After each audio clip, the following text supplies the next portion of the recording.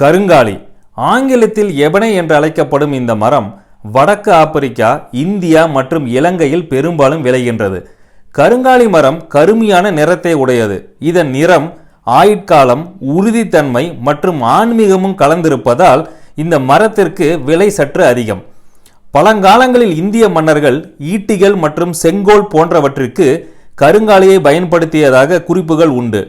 தாஜ்மஹால் கட்டக்கூட கருங்காலியை பயன்படுத்தியதாக கூறப்படுகிறது. விஷத்தன்மைக்கு எதிராக செயல்படக்கூடிய மருத்துவ குணம் உள்ளதால் கோப்பைகளை இதில் செய்தார்கள். பழங்காலங்களில் உலக்கை, கைவினை பொருட்கள், கட்டில்கள், கடவுள் மர சிற்பங்கள் என பல பொருட்களை கருங்காலியை பயன்படுத்தி செய்தார்கள். இதில் சிற்பங்கள் செய்வது மிகவும் கடினம். இதன் கடினத்தன்மை காரணமாக கை தேர்ந்த மிகவும் திறமையான கலைஞரால் மட்டுமே கருங்காலியில் நுட்பமான சிற்பங்களை செய்ய முடியும். முதலாவதாக இந்த கருங்காலியால் செய்யப்பட்ட உலக்கையை நாம் பார்க்கலாம். தமிழகத்தில் உலக்கைகளை உறுதித்தன்மை காரணமாக கருங்காலியில் செய்தார்கள். இப்போ நீங்கள் பார்த்துட்டு இருக்க இந்த உலக்கை ஒரு மிக பழமையான உலக்கை.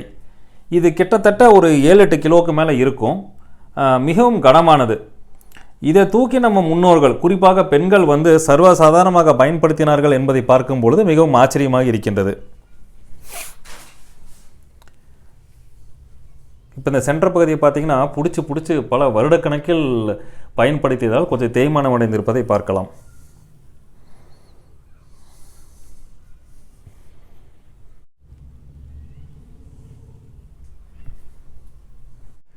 அடுத்ததாக நம்ம பார்க்க போகிற இந்த கலைப்பொருள் ஒரு ஆப்பிரிக்கன் ட்ரைபல் கான்செப்ட்.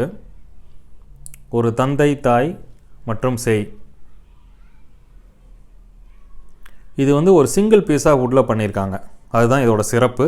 அதுவும் கருங்காலி மரத்தால் செய்யப்பட்டதால் இன்னும் சிறப்பு வாய்ந்தது.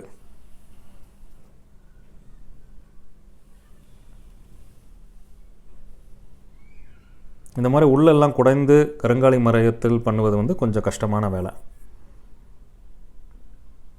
இதை பல வருடங்களுக்கு முன்னால் நாங்கள் எர்ணாகுளத்தில் அதாவது கேரளாவில் உள்ள எர்ணாகுளத்தில் ஜூ ஸ்ட்ரீட்னு ஒரு இடம் இருக்குது. அங்கே தான் பழங்கால பொருட்களை நிறையா விற்பாங்க.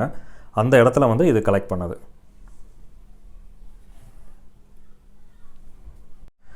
அடுத்ததாக தமிழகத்தின் பாரம்பரிய மரபொம்மையான மரப்பாச்சி பொம்மைகளை பார்க்கலாம். பெரும்பாலும் மரப்பாச்சி பொம்மைகள் செம்மரம், மஞ்சக்கடம்பா, கருங்காலி அப்படின்னு பல வகையில் பண்ணியிருக்காங்க. இப்போ நீங்கள் பார்த்துட்டு இருக்கிறது கருங்காலி மரத்தால் செய்யப்பட்ட மரப்பாச்சி பொம்மைகள். கருங்காலி மரம் வீட்டில் வைத்திருக்கும் பொழுது கெட்ட தீய சக்திகளை தடுத்து ஒரு பாசிட்டிவ் வைப்ரேஷன் ஏற்படுத்துவதாக நம்பப்படுகிறது. ஆகையால் சில பேர் மரப்பாச்சி பொம்மைகளை விசேஷமாக கருங்காலி மரத்தால் செய்தார்கள். பழைய மரப்பாச்சி பொம்மைகளை பார்த்தீங்க அப்படின்னா, இப்போது இதை பாருங்கள், கீழே இருக்கிறதெல்லாம் கை கால்கள் சிலது உடைந்திருக்கும். இது ஏன் என்றால் சில பிரச்சனைகள் வரும்பொழுது தெய்வத்திடம் வேண்டிக் கொண்டு கை கால்களை உடைத்து எறிந்தால் அந்த பிரச்சனைகள் கழிந்துவிடும் என்று நம்பப்பட்டது. இந்த மாதிரி மரப்பாச்சி சம்மந்தமாக நம்ம ஒரு தனி காணொளியவே பகிர்ந்துள்ளோம். அதை நம்ம டிஸ்கிரிப்ஷனில் போட்டிருக்கோம். அதை நீங்கள் கண்டிப்பாக பார்க்கலாம். இப்போ இதுவும் ஒரு ஆப்பிரிக்கன் சப்ஜெக்டு. நண்பர் ஒருவன் நைஜீரியாவில் வேலை பார்த்து திரும்பும் பொழுது இதை ஒரு பரிசு பொருளாக கொண்டாந்தார். பெரும்பாலும் பார்த்திங்கன்னா ஆப்பிரிக்கன் சப்ஜெக்ட்ஸ் எல்லாம் பார்த்திங்கன்னா கிடைக்கிறதெல்லாம் இந்த மாதிரி முகத்தை வடிவமைத்து கொடுப்பார்கள். இந்த மாதிரி ஐட்டங்கள் ரொம்ப பிரபலம், நிறைய கிடைக்கும். இந்த யானை இலங்கையிலிருந்து சேகரிக்கப்பட்டது. இது மிகவும் பழமையானது, கனமானது. இது எங்கள் தாத்தா காலத்தில் எங்கள் சேகரிப்பில் உள்ளது.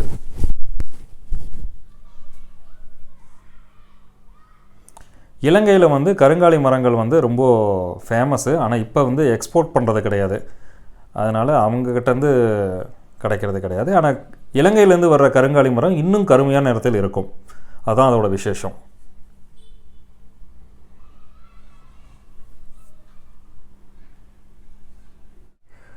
அடுத்ததாக விசேஷமான ஒரு கைவினை பொருளை நம்ம பார்க்க போகிறோம். இது ஒரு மிக பழமையான கிருஷ்ணர் சிலை.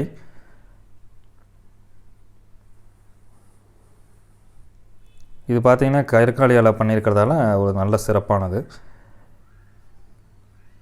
இப்போ பார்த்திங்கன்னா எவ்வளோ நல்ல அந்த நேர்த்தியாக பண்ணியிருக்கிறார்கள். காதில் இருக்க ஆபரணங்கள், கழுத்தில் இருக்க ஆபரணங்கள், கையில் வந்து பார்த்திங்கன்னா வெண்ணெய் பிடித்திருப்பது போல், உட்கார்ந்து தவழ்ந்து இருப்பது போல் ஒரு வடிவமைப்பு. பின்னாடி பாருங்கள், ஜடை மாதிரி நீளமாக ஒரு வித்தியாசமான அமைப்பை கொடுத்து நல்ல ஒரு ஸ்டேஜ் மாதிரி வச்சு பண்ணியிருக்காங்க. இது வந்து வெஸ்ட் பெங்கால்லேருந்து சேகரிக்கப்பட்ட ஒரு ஆஃப்ரிக்கன் சப்ஜெக்டு. ஒரு மீனவர் வந்து மீன்களை பிடித்து கொண்டு பின்னாடி வச்சுட்டு இந்த பக்கம் வலையை எடுத்துகிட்டு போகிற மாதிரி பண்ணியிருக்காங்க.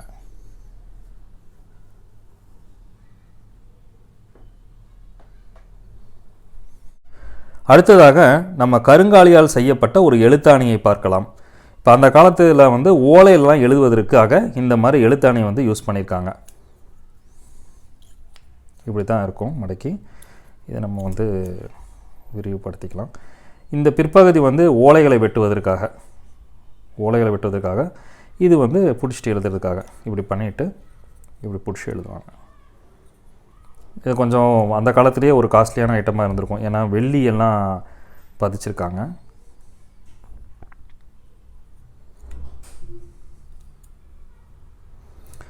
எழுத்தாணிகளை பற்றி நம்ம தனி ஒரு பெரிய காலனியை பண்ண போகிறோம். அப்போது இன்னும் நீங்கள் நல்லா பார்க்கலாம். அடுத்ததாக நாம் ட்ரெண்டிங்கில் உள்ள கருங்காலி மாலையை பற்றி கொஞ்சம் பார்க்கலாம். கருங்காலி மாலையை போட்டுக்கொண்டால் பாசிட்டிவ் வைப்ரேஷன் ஏற்பட்டு செல்வந்தர்கள் ஆகலாம் என்றும், குழந்தை பாக்கியம் இல்லாத பெண்கள் கருங்காலி மாலை இடுப்பில் போட்டுக்கொண்டால் குழந்தை பெருக்கும் என்றும் சிலர் கூறுகிறார்கள். ஆனால் எதிர்மறை குணம் உடையவர்கள், அதாவது கோபம், வெறுப்பு, பொறாமை, பெருமை போன்றவை இருப்பவர்கள் வந்து கருங்காலி மாலையை போட்டுக்கொண்டால் நெகட்டிவ் வைப்ரேஷனை மேலும் ஈர்த்து பிரச்சனைக்குள்ளாவார்கள் என்றும் சிலர் கூறுகிறார்கள். சிலர் இதற்கெல்லாம் எந்த அறிவியல் ஆதாரமோ மருத்துவ ஆதாரமோ இல்லை, கருங்காலியை வைத்து நடத்தக்கூடிய ஒரு சீசனல் பிஸ்னஸ் தான் இது அப்படின்னு சொல்கிறாங்க. ஏன் என்று பார்த்தால், இப்போ நீங்கள் இந்த கருங்காலி மாலையை பார்த்தீங்கன்னா இதில் பிராஸில் பண்ணியிருக்காங்க. இதை வந்து 300லேருந்து 700 வரைக்கும் விற்கிறாங்க. சிலர் வந்து வெள்ளியில் பண்ணதை வந்து 10,000லேருந்து 20,000 வரைக்கும் விற்கிறாங்க. இன்னும் சிலர் வந்து தங்கத்தால் பண்ணதை வந்து சில லட்சங்களில் விற்கிறாங்க. இன்னும் ஒரு படி மேலே போய் சில வந்து நவரத்ன கற்கள், ரொம்ப ரேரான கற்கள் அப்படின்னு சொல்லிட்டு அந்த கற்களெல்லாம் இதோட கனெக்ட் பண்ணி கோடிகளில் கூட விற்கதாக சொல்லப்படுகிறது. ஸோ இதை பற்றி நம்ம எந்த கமெண்ட்டும் கொடுக்க போகிறதில்ல. இதை பற்றி நம்ம பாசிட்டிவ் கமெண்ட்டோ நெகட்டிவ் கமெண்ட்டோ நம்ம கொடுக்க போகிறது கிடையாது. ஏனென்றால் இது தனிப்பட்ட நபருடைய விருப்பம், அவருடைய நம்பிக்கை, அப்புறம் அவங்களுடைய பணம். அதை பற்றி நம்ம எந்த கமெண்ட்டும் சொல்ல தேவையில்லை. ஆனால் நம்மளுடைய ஒரே கவலை என்னவென்றால், இப்போ நீங்கள் பார்த்துட்டு இருக்க இந்த கைவினை பொருட்கள் எல்லாம் மிக மிக ரொம்ப ரேரான பொருட்கள். இதெல்லாம் வந்து அந்த காலத்தில் நல்ல டேலண்டட் ஸ்கில்டு பீப்புள் வந்து பண்ணியிருக்காங்க. நல்ல திறமை மிக்கவர்கள் பண்ணுது. அதெல்லாம் திருப்பி நம்மளால் இப்போ ரிப்ளிகேட் கூட பண்ண முடியாது, திருப்பிலாம் பண்ணவே முடியாது. இதே வந்து என்ன பண்ணுறாங்கன்னா, பழங்கால கடைகளில் போய் இதை தேடி பிடித்து இதை ரொம்ப சீப்பாக வாங்கி இதை உடைத்து இந்த மாதிரி மாலையாகவோ கட்டையாகவோ மாற்றி விற்கிறாங்க. அதுதான் நமக்கு மிகவும் கவலையாக இருக்கின்றது. ஏனென்றால் இந்த மாதிரி கருங்காலி கைவினை பொருட்களை நம்ம பாதுகாக்க வேண்டியது நம்முடைய கடமை. இப்போது ஒரிஜினல் கருங்காலி எப்படி நம்ம கண்டுபிடிக்கணும்? 2 வகையில் கண்டுபிடிக்கலாம். முதல் வந்து இதை வந்து தண்ணியில் போட்டிங்க அப்படின்னா அப்படியே மூழ்கிடும். இது வந்து மிதக்காது. இரண்டாவது முறையில் பார்த்திங்கன்னா, இந்த மாதிரி உலக்க, இந்த மாதிரி கருங்காலி பொருட்கள்லாம் எடுத்திங்க அப்படின்னா, இதை நீங்கள் வந்து சீவனிங்க அப்படின்னா கீழே பாருங்கள், நல்ல கருமையான துகள்கள் வந்து தெரியும்.